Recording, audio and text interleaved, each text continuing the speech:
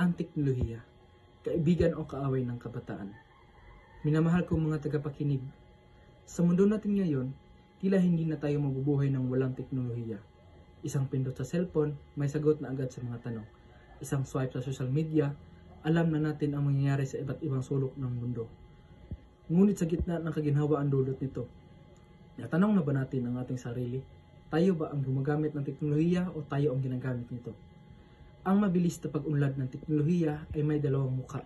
Sa isang banda, ito ay nagbibigay sa atin ng mas madaling akses sa impormasyon, mas epektibong paraan ng komunikasyon, at mas maginhawang pamumuhay. Ngunit sa kabilang banda, unting-unting lumalayo ang mga kabataan sa tunay na mundo, mas pinipili ang screen kaysa pakikisalamuha sa pamilya. Mas nahumaling sa virtual na mundo kaysa realidad. Ang mas malala, marami sa atin ang nagiging biktima ng maling balita, cyberbullying at labis na pagkakadepende sa teknolohiya.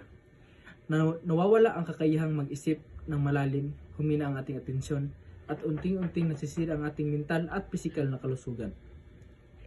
Ang teknolohiya ay hindi masama, ngunit nasa atin ang responsibilidad na gamitin ito ng tama.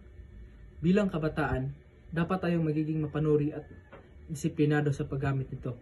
Gamitin natin itong bilang kasangkapan sa pagkatuto, pagpapalawak ng kaalaman, at pagpapatibay ng ugnayan, hindi bilang hadlang sa ating personal na pag-unlad.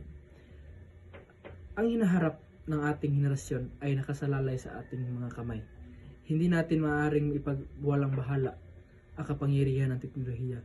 Dahil kung hindi, tayong mag-iingat, baka sa isang araw tayo na mismo ang magiging alipin nito. Maging matalino, maging responsable. Gamitin ang teknolohiya upang tayo'y umunlad, hindi upang tayo'y masira.